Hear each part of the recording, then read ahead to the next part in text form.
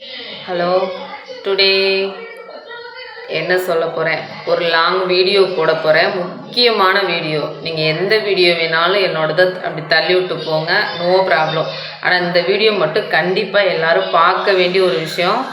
நிறைய குழந்தைங்களுக்கு நீங்கள் சொல்லிக் கொடுக்க வேண்டிய விஷயம் இருக்குது. நம்ம பெரியவங்களுமே நம்ம தெரிஞ்சுக்க வேண்டிய விஷயம் நிறைய இருக்குது. அப்படி என்ன அந்த வீடியோவில் இருக்குதுன்னு கேட்குறீங்களா? வீடியோக்குள்ளே போகலாம் பாருங்கள். நிறைய விஷயங்கள் அதில் ராஜராஜ சோழர் காலத்தில் என்னென்ன பொருட்கள் யூஸ் பண்ணியிருக்காங்க, அவங்கெல்லாம் எப்படி வாழ்ந்துருக்காங்க, அவங்க கூட யார் அவங்க கூட சுற்றி இருந்திருக்காங்க, சோழர் மன்னர்கள் பக்கத்தில் அவங்களோட சேர்ந்து எத்தனை பேர் வாழ்ந்துருக்காங்க, அவங்களோட பொருட்கள் எல்லாம், அவங்க அனுபவித்த பொருட்கள் எல்லாம், அவங்க போருக்கு போன பொருட்கள் எல்லாம், இதை வச்சு அவங்க என்னென்ன செஞ்சுருக்காங்க, எவ்வளோ விஷயங்கள் அவங்க இப்போ வெளியில் கொண்டு வந்திருக்காங்க. இத்தனை ஆண்டுகள் நம்ம அதை பேசும் பொருளாக இருக்குது. அப்படிங்கிறப்போ அது எப்படி இருக்குன்னு பார்க்கணுன்னு தோணுமா இல்லையா? கண்டிப்பாக எல்லாருக்கும் தோணணுங்க. கண்டிப்பாக தெரிஞ்சுக்கணும். எல்லா குழந்தைங்களும் தெரிஞ்சுக்க விஷயம்தான். அது என்னன்னு காட்டுறேன், பார்க்கலாமா? வாங்க பார்க்கலாம். இதோ இந்த இடத்துல தான் இருக்குது. வெளிநாட்டிலேருந்து எவ்வளோ பேர் இதெல்லாம் பார்த்துட்டு போகிறாங்க.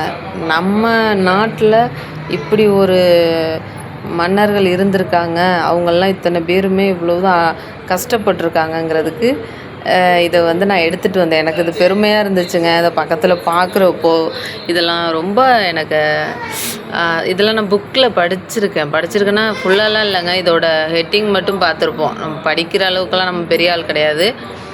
அதில் என்னென்ன புக்ஸ் இருக்குது, அவங்கெல்லாம் அந்த காலத்தில் அவங்க யூஸ் பண்ணது அத்தனையுமே எல்லாமே டைரி மாதிரி போட்டு புக்ஸ் எல்லாம் அழகாக வச்சுருக்காங்க. அதெல்லாம் படித்து பார்க்குற அளவுக்கு எனக்கு டைம் இல்லை. அதனால் டக்குன்னு எடுத்துக்கிட்டு வந்துட்டேன். அதில் எல்லாரோட நேம்லாம் டிஃப்ரெண்ட்டாக இருக்குங்க. ஒரு சில இதெல்லாம் நல்லா அந்த கற்கள்லாம் பார்த்திங்கன்னா இது என்னமோ சுடு மண்ணிலே விளக்கு செஞ்சு வச்சுருக்கேன் அப்படின்னு சொல்லிட்டு இதில் இருந்தது. அதை அப்படியே இது பண்ணிட்டேன், கவர் பண்ணிட்டேன். கொஞ்சம் எல்லாம் என்னையே பார்த்தாங்களா, எனக்கு ஒரு மாதிரி ஷை ஆகிடுச்சு. நமக்கு கொஞ்சம் எக்ஸ்பிளைன் பண்ண சொன்னாலும் தெரியாது. நம்மளே பார்த்து காப்பி பண்ணி இந்த சுடுமண் விளக்கு எடுத்துகிட்ருக்கோம் அப்படின்ட்டு. நல்லா இருக்கா பாருங்களேன், எப்படியெல்லாம் இருந்திருக்கு அப்போன்னு. இது இன்னும் எத்தனை நூற்றாண்டு வரைக்கும் இதெல்லாம் ஒரு ஃபேமஸாக இருக்க போகுது. எவ்வளோ பேர் இதெல்லாம் பார்த்து ரசிக்க போகிறாங்க. இதெல்லாம் எல்லாருக்கும் கொடுத்து வைக்காதுங்க. கண்டிப்பாக தஞ்சாவூர் போனீங்கன்னா இதெல்லாம் பார்க்காம தயவு செய்து வராதிங்க.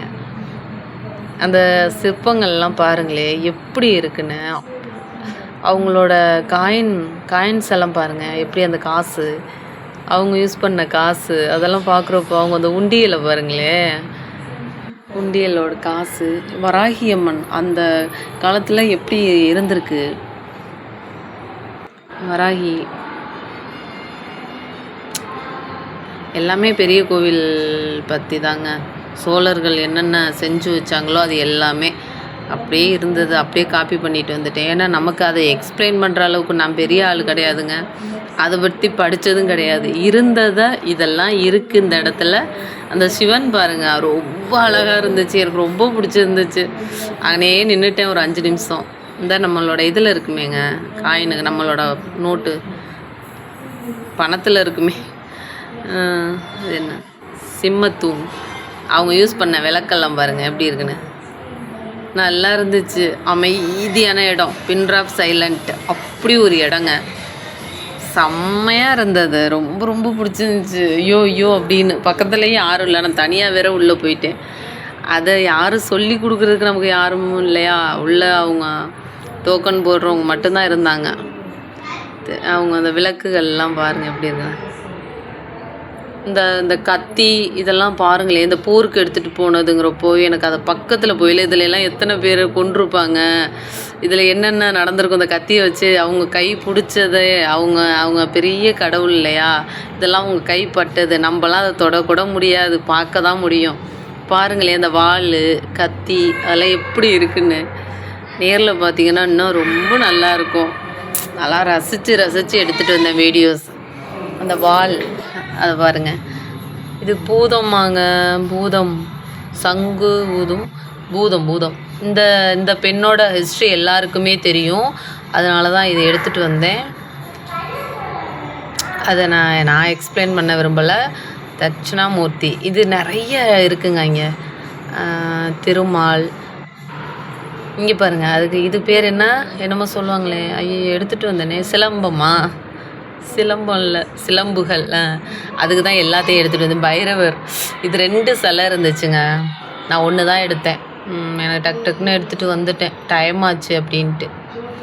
முதலாம் ராஜராஜ சோழன், பிரம்மா, முருகன் சிலை எப்படி இருக்குன்னு பாருங்கள். விநாயகரை பாருங்கள்.